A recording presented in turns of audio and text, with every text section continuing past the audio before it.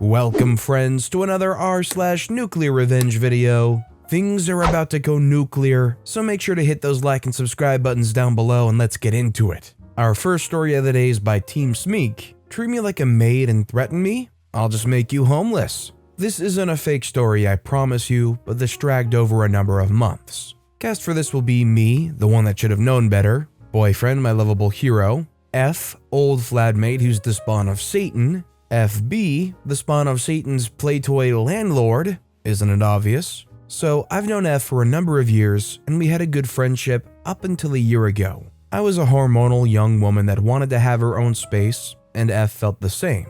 So we put our money together and rented a flat. But when I say our money, I mean 70% mine and 30% hers. I didn't have a problem with it at first because I was just glad to not have my mom in my ear 24/7. I even paid for all the furniture in the flat just for everything to be broken, ripped, or messed up with food and cigarette butts. That comes later. I had boyfriends stay with me in my room and it was amazing. And flatmate had flatmate's boyfriend stay with her. Now, boyfriend and I live in our own flat in a different city because crap hit the fan in more ways than one. Now I don't have a friend, but I'm better off that way because that was no friend. In the beginning, me and flatmate, friend, opened a joint account for bills and kept our separate accounts, so bills didn't fall on one person, which I come to find a few months later that when I got paid, end of the month, flatmate took the money from the account until their payday, which was on a set date every month.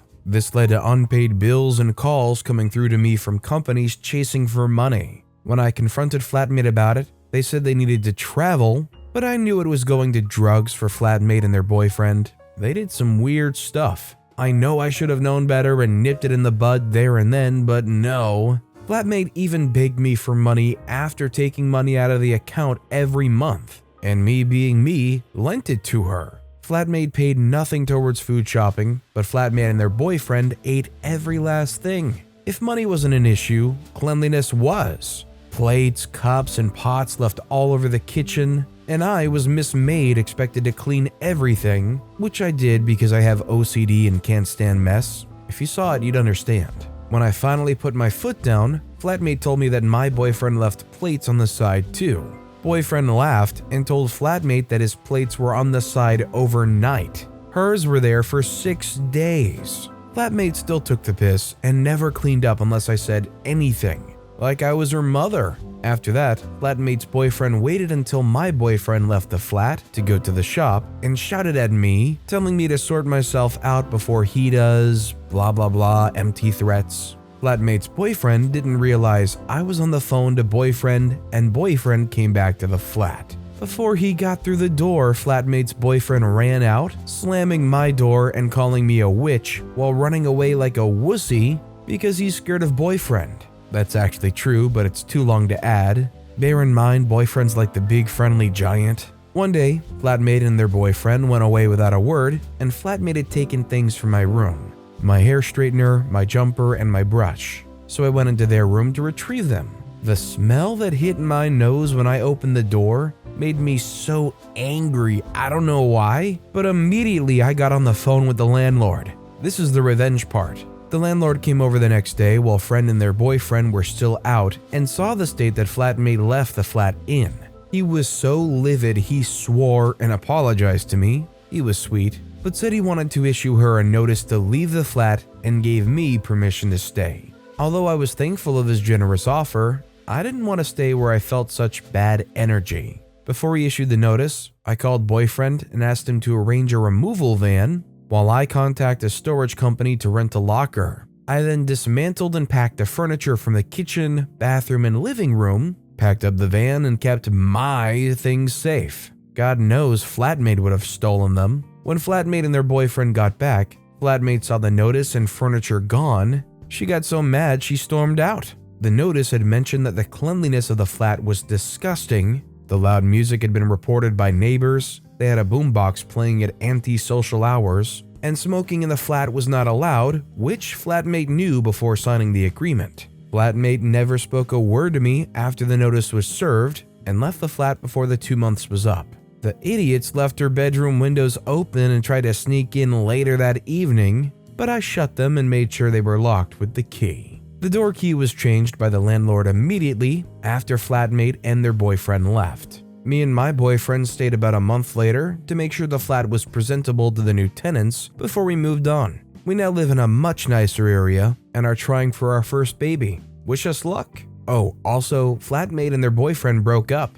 I heard through the grapevine. Flatmate burned every last bridge with her family and even called my boyfriend for money. Thankfully, he didn't help her. We haven't heard a word from her since, and I couldn't be happier to be rid of that leech. Sorry if it seems so all over the place. Like I said, this happened about a year ago, and I've tried to forget the little details so I can move on with my life. But unfortunately, this really happened. If you don't believe me, that's up to you.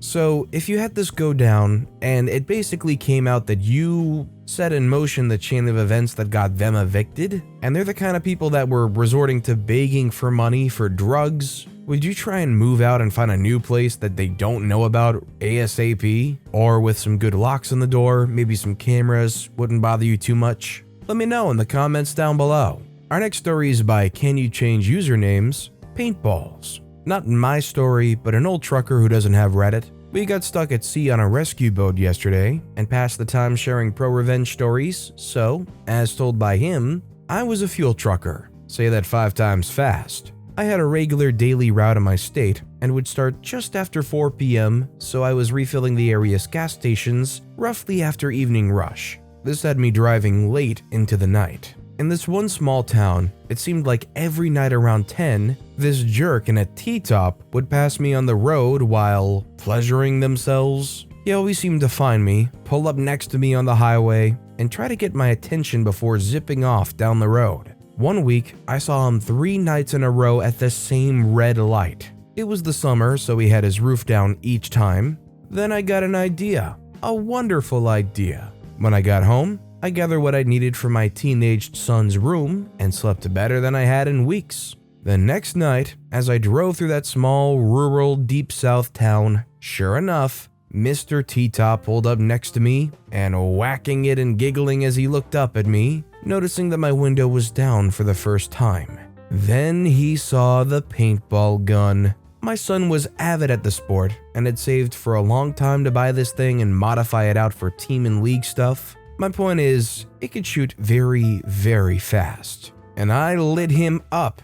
The inside of his car, him and his lap were covered in green paint in about 3 seconds. I don't know how long it took him to get in gear and run that red light, but I was empty before he was out of the intersection. This is one of those situations that's so perfect because, despite OP doing that, they literally cannot report them to the police unless they want to get in trouble themselves. It would literally be a situation of, and so why do you have paint in that location? Like, they would have to somehow get through explaining that they were committing a very blatant case of public indecency. So run off home and hope you can get that green paint out of everywhere, car and person. This next story is by Alaska Guy, INDK. Teens threw eggs at our neighbors' houses, dented and broke a window on their truck.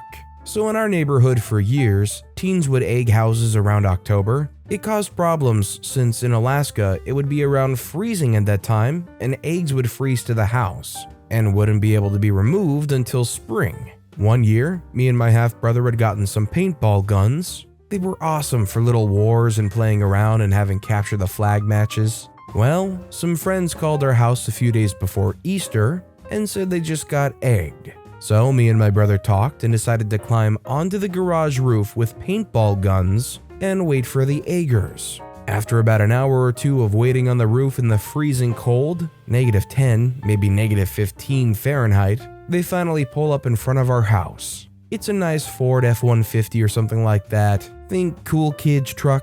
3 to 5 people in the bed of the truck start throwing eggs at our house. Me and my brother let loose. The sounds of paintballs pinging off metal and flesh was awesome. The ow, oh freak, that came from the eggers was better. The back window breaking on the truck scared us though, so we hopped off the roof and hid the paintball guns. While breaking them down, we realized the paintballs had frozen in the cold, so that's why the window broke, in case the cops came. They never did. Nobody egged our neighborhood that I know of since. This is yet again another situation where they literally can't report this to the police without that blatant precursor of, yeah, we were egging the person's house. They probably very legitimately could get OP in trouble, maybe even for some serious charges considering those paintballs froze over, but they'd have to be willing to get in trouble a little bit themselves too. And our final story of the day is by the Foot 58. Manager thought my job role was unnecessary, finds out the hard way it wasn't. About 20 years ago, I was a sales engineer supporting sales reps at D-Bag Tech Company. A new sales manager joins the team. He was a former coworker from a prior job, a petty little man. Prior, we were peers. Now he was a manager over the sales reps I supported. I had a separate chain of command. He wasn't my manager, but he felt like he should be. He was resentful of the power that sales engineers in this new company had. In an attempt to show me up, he closed a very large deal with a banking company and did so without any involvement from the sales engineers, just one sales rep. He gloats about it publicly, talks about how we don't even need sales engineers, the whole 9 yards. Later, the manager calls me in a panic and we talk with the customer. The sales rep and the rep sales manager totally messed things up and sold the customer an incompatible set of solutions. I say that the customer could exchange one bit of stuff for another bit of stuff, everything would work, and they're roughly the same price, so nobody would lose any money. But the sales manager doesn't want to do it, because admitting he messed things up would make him look bad. And he witches at me for bringing up price because that's supposed to be the rep's job. He calls my boss and poops all over me. My boss took his side and poops all over me too. So I'm like, freak you, I quit. I sent a very lengthy, detailed letter to HR explaining how the sales rep messed up, lied to the customer, and how the sales manager and my boss tried to make me the scapegoat instead of trying to fix it,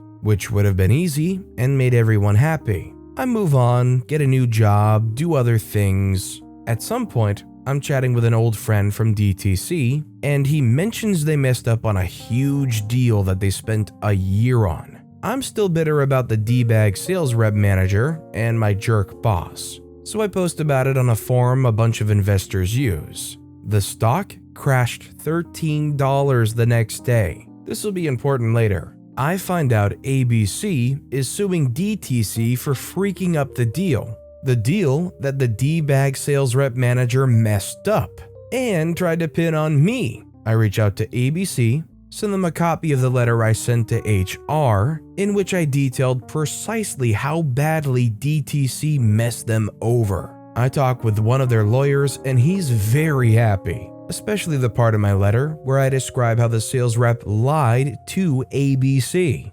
DTC subpoenas me for a deposition. I have to tell DTC's lawyers everything that I told ABC's lawyers. Lawyer stuff. The day before the deposition, DTC sues me directly. Remember DTC's stock crashing? They're suing me for bad-mouthing the company and attempting to short their stock, which I wasn't. However, there's a twist. Because DTC is suing me directly, I don't have to say crap to them at the deposition. Their preparation for the lawsuit goes completely out the window. They know they're freaked because they read the letter I sent to HR, but they don't know how freaked because they don't know what else I know or what I've told ABC's lawyers. Additionally, because they never deposed me, they can't catch me contradicting myself between what I say at the deposition and at trial. They're dumbfounded. No idea how they could have messed up this badly. Turns out there were two legal teams, one defending against ABC's lawsuit, and another trying to scare people away from talking crap about the company on the internet